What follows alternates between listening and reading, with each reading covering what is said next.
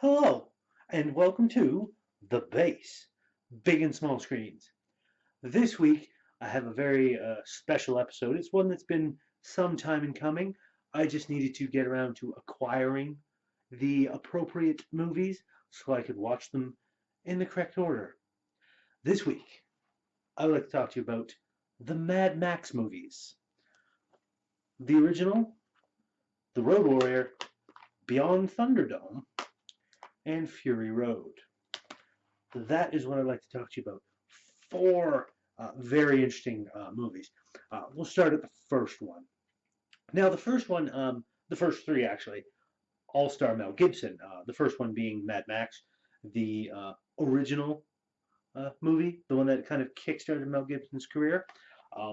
Now, I know there's a lot of stuff out there that there's a lot of things and little bits and stories about Mel Gibson, especially after he had that whole big drunken rant, and he's kind of fallen out of favor, uh, which is fine. I'm not saying you have to like Mel Gibson, not even a little bit. Personally, I find that sort of thing distasteful, uh, but and I haven't really watched anything of his since this all happened. Uh, but I still enjoy the stuff that I've seen before. Um, it's one of those things that's kind of strange. I'm not sure what like should I be like completely just like no, I can't watch anything. You have ruined that because I still enjoy those movies, the Lethal Weapon movies, Maverick. There's been a couple of other ones that I remember seeing him in that I've enjoyed and I've liked, and I still enjoy and like watching those movies, despite the fact that the actor is kind of hateful and uh, disreputable and all that stuff. The same with the Mad Max movies. Uh, how can I distance myself from the movie itself just because I don't like the actions of one person? It's it's something I've kind of struggled with uh, defining, but we're getting off topic here already. Mad Max, the original, kind of takes place in Australia when society is collapsing. It hasn't completely collapsed yet. There's still cops, and Mad Max, Mr. Max Rotat, Rock, Rockatansky, or something like that. He's still a cop. He's got a wife. He's got a young child, and he's enjoying. You've got this biker gang. There's the whole night rider that he ends up accidentally killing when trying to apprehend him, which pisses off the bikers. They come after him, and this is really like the origin story for Mad Max, where he is pushed and pushed to the test and to the limit. Now, I like this movie because it is the least like a Mad Max movie than the other ones. There's still society, there's still civilization uh, kicking around here. Everybody hasn't gone completely spare and just taking whatever they want. It's not survival of the fittest. There's still good people in the world, so to speak. um, but it's definitely as that like because it's not really the whole wasteland thing like the other three movies are. It's it's more interesting. I like it a lot more. There's a lot more kind of going on under the hood of it that that's only really implied, and I like it. I like it quite a bit. So yeah, Mad Max is a good one. Then you have The Road Warrior. Now, The Road Warrior takes place a few years after Mad Max. They literally say that. It's a few years later. Um, and society has pretty much given up the ghost. There isn't really, people are just, fighting to scavenge their own resources. And you have these wandering nomad type gangs, which are kind of strange. You get Lord Humongous in this. There is the Gyro Captain, I believe. He's kicking around in here. He's an interesting bit of comic relief, and you have Mad Max trying to help some people out for his own benefit, but also because he's kind of a nice guy. That's sort of the thing of the next three movies. He's always in it for himself, but tends to get roped up helping uh, some other less fortunates. Uh, so this is the Road Warrior that is definitely definitely right into full on Mad Max movie, um, doing all kinds of fun stuff. You get Lord Humongous in here, who you can kind of see on the back, maybe zoom in. He's the guy in the middle there, wearing like a leather speedo and straps, and that's about it. There's all kinds of weird things. This is when things start getting really strange. Um, but he does his usual thing, Mr. Max, and comes out on top, sort of, almost kind of.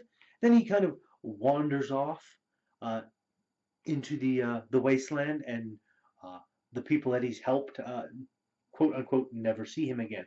Although I don't know if that's quite true, because then you have Mad Max Beyond Thunderdome, where there is the same actor that played the Gyro Captain shows up in this one as a guy with a plane. They kind of seem to know each other. I don't know. And he's got a son. There's also a tribe of like mostly children that are kind of primitives that he helps. Tina Turner's in this one. Master Blaster. Any of you who've seen the Mad Max movies know what I'm talking about. This one I find to be the kind of the weakest of the bunch.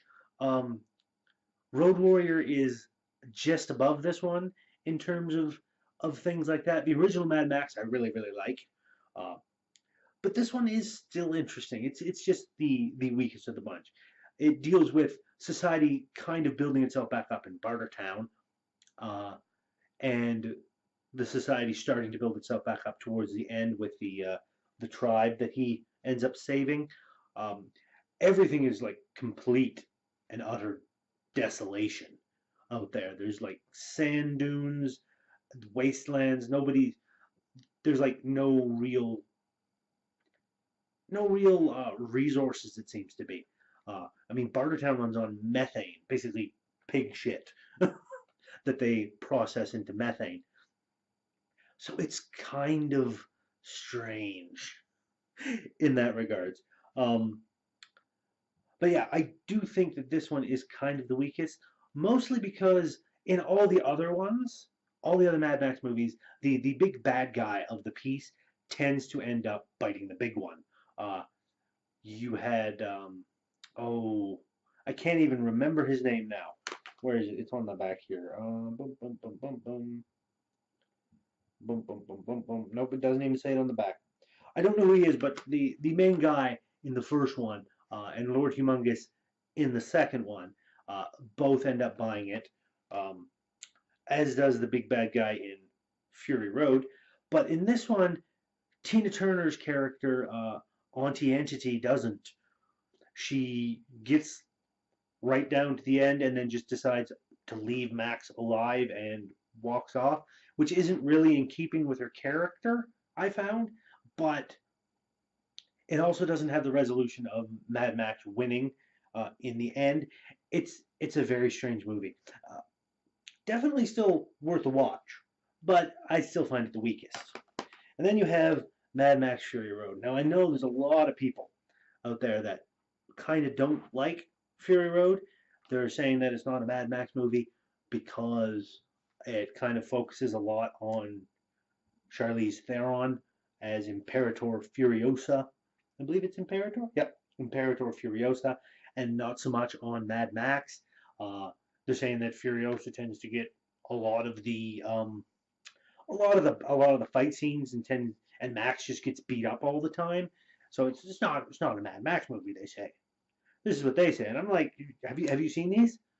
He gets his ass handed to him in every single movie, uh, multiple times in a couple of them. So yeah, this movie I find is like they took these three movies, the first three, they kind of George Miller and his team ground them all up into a fine powder, and basically mixed that powder in with like high octane jet fuel, and then distilled out this liquid that they then made into this movie. That is what I think, because that's what this is. It is a almost non-stop, just total going at it from. There's moments of lesser action, moments of reflection, because there are in these ones too. But it's pretty much non-stop for the entire thing, and it's an amazing, amazing little movie. I quite enjoyed it. I'm not sure where it takes place in the timeline. It might take place somewhere in between the second one and the third one, maybe, or it might take place after all three of them. I don't know, but it is an amazing show. Absolutely amazing. I know there's a fan theory going around that maybe um, Tom Hardy's Max isn't the original Max, and that he's just kind of latched onto that story that he heard because he's a little bit crazy. And if that's the case, that's cool. I kind of like that. If it's not the case and that he is just taking on a role that Mel Gibson had, that's great too. I like that idea. I like both of them. I like both of those ideas. It's just an amazing movie all around. And there's so much told in it just through uh, looks and gestures that are kind of implied. Now, do you need to see the original three in order to see this one? Mm, Not really. You can enjoy this one without it, even if you only have a passing familiarity, or even none of the first three. You can still enjoy this on its own. It kind of it kind of explains things in its own way, but I do find that having watched the original three in order, and then having watched this one, it kind of lends itself well. It's just like a continuation of the story, which I really like. Which I really, really like. So this episode's been going on for quite a bit because I've been talking about four movies. But if I had to rank them, I would have to say that the original Mad Max would have to be my absolute favorite, simply because of the setup of society still being there and everything that portends, followed very closely by Fury Road, and then The Road Warrior and Beyond Thunderdome. That's my ranking. Um, it could almost be a tie between Mad Max and Mad Max Fury Road for first spot, but I have to give the first one simply the slightly higher rank because of it being the originator and it being what it is in terms of story. Um, there's a little bit more nuance I find to it. Even though there's plenty of nuance in Fury Road, don't get me wrong. I just like the society is still there. The slight nuance of the cops trying to hold everything together. They all look like they're like super tough guys because these are the only ones who can stand to be a cop in this devolving society. Um, I like that idea. It it just resonates with me, and I happen to like the original just slightly better than Fury Road. But Fury Road is still an amazing movie. So I'm going to leave this episode here. As always, if you like what I'm doing, please give that like button a tap. Give that subscribe button a tap as well if you haven't already, so you can be kept apprised of when I put out new videos. I usually try and get at least one video out a week, if possible. If not, I always tend to let you know. And throw a comment in the comment section. Do you like Mad Max, any of the Mad Max movies? Let's get a discussion going because I'd love to talk to some people.